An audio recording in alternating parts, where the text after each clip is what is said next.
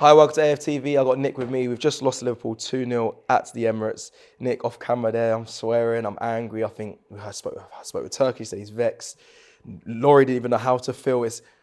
It's a weird one today. Out of the FA Cup, a cup that I think a lot of us fans hold on to. I definitely do, but we shamelessly got knocked out today. Today felt a lot like the late Wenger era. Decent football played for first 30 minutes, good talented players, but losing the physical battle, losing the mentality battle, giving away a sloppy goal, giving away free kicks in silly places when we know they've got a set piece specialist in Trent. The entire team is built around Trent. You know, that's their main guy. They played a reduced team. I mean, just to take it backwards a step, we drew with their first team 1-1 at their ground. Yep. And then lost the following week to a reduced team and to a youth team. Yep. 2-0 at home. Correct. There's no rules in football no more. There's no. Do you know what I mean? Like it doesn't make any sense. You can't logically follow that to any type of logical conclusion. It just is. You know, it's just football. Yeah. And like I say, we were playing some decent football. We need a striker desperately. We need a number 8. Does that solve every? Okay, you need more than that. Listen, okay. All right. Here's what we need to do. In the summer, we wanted 4 players. We knew that we needed a fullback, which we got, who looked really good, but he's injured. We know that we needed a DM, which we got. It's been superb. Then we needed a striker and an 8. Yeah. The manager gambled, and I think what he's done is he's gone for someone who's a bit of both. Well. He's gone, right, I can, for 65 million, I ain't got 50 million here, 50 million there. We're hearing about financial fair play and all the rest of it when other teams... Anyway, so he's gone 65 million for a player that can do a little bit of both. And instead what he's got is a little bit of neither. And it's on Arteta. It is a bit. It's on the players because the part that's on the players is Kai Havertz just not scoring simple opportunities when he's in the box. We're in the 18-yard box. We had the most passes into the opposition box, more than we've had for a very, very long time because of all the games and how poor we've been playing. But there's no shots. Ødegaard opened up his body, no shots. To the point where they're overthinking it. You play football. Sometimes when you're not on a good run of form, you overthink it. So then when Ødegaard does take a shot, he hits the crossbar because, you know, he's overthinking it. He's trying to bins it. He's trying to make sure that he beats all the bodies that are in front of him. We go back to last January where we identified 2 players in Mudryk and Caicedo that we wanted. We didn't get them. We got Jorginho, who we all thought would only be there for 18 months and knew that he wasn't a long-term option. And then we got Trossard, who the manager doesn't really seem to rate or trust you know. I'm not saying that Mudryk is better than Trossard. I'm not saying that Caicedo is better than Jorginho. What I'm saying is the manager is setting out plans and he isn't achieving his plans. He's not securing the players that he wants. He's not playing the football that he wants. He's not getting the results that he wants. And even if he's doing everything right, listen, you can do everything right in life and still fail.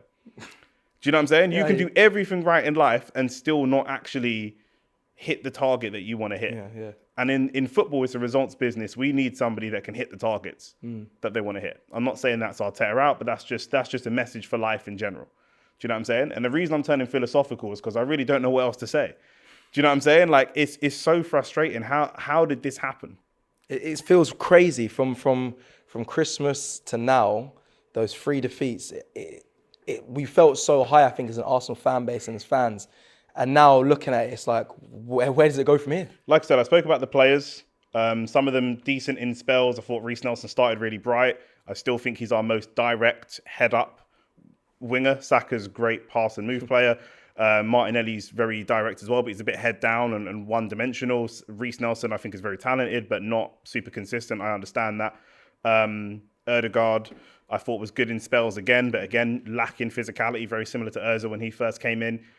I was on the watch along on DR Sports, and at halftime, and I'm not someone that thinks I know everything about football, I get things wrong.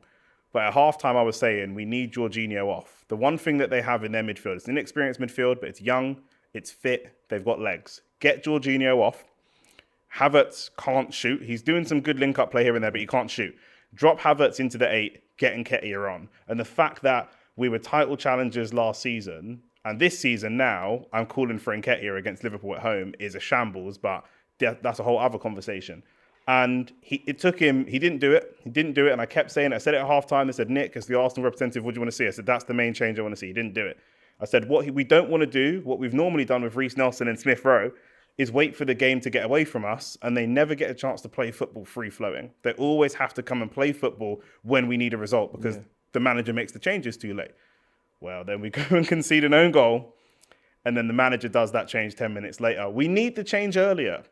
We need to be more proactive. The fact that we're seeing teams like this play, which isn't a team that I'm mad at, I was actually quite confident going into the game, but we're only seeing it now because we've got injury after injury after injury. One of the reasons we've got injury after injury after injury is because of the lack of rotation in the squad. So you've created this problem for yourself. A lot of the fingers, the way you're describing this now, a lot of the things that I've got in my mind are looking at Mikel for you then. A lot of it is Mikel. A lot of it is the medical team. We have Jurriën Timber out because, as I said before, he was injured. They sent him back on. He got a serious injury. We're now doing the same thing with Saka.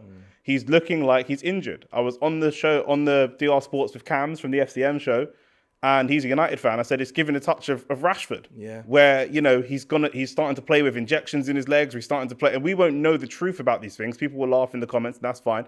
But we won't know the truth about these things till 3-4 years from now, where he says, "Listen, I was so desperate to get Arsenal that title.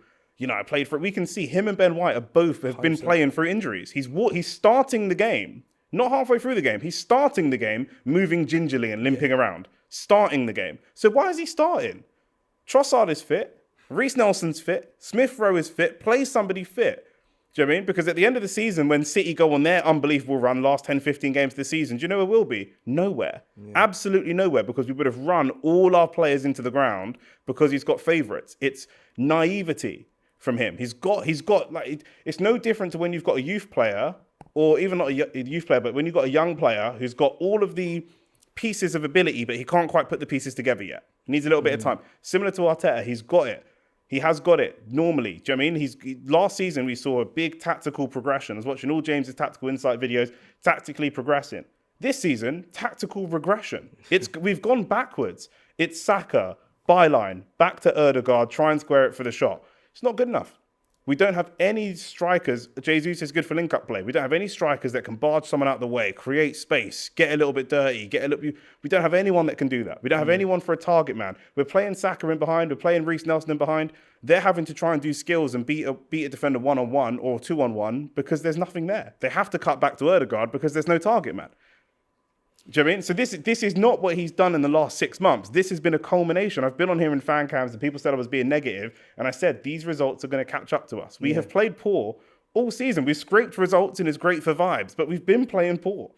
We've been playing poor. We've had we have beat players. We've beat teams because we've played similarly to how they've played. And in the end, we've had a little bit better quality. The reason we beat Luton is because we have a bit better quality. Some of their players are from League One and some of our players are from Premier League academies. But today we played Liverpool, whose players are a little bit better than ours. And then they won. Simple. When we play City, their players are a little bit better than ours, and then they'll win. We need to be able to think of something different. That team is more than capable. Sometimes you don't win a game of football, whatever. That team that we put out today is more than capable of winning this game of football. More than capable. But we lost.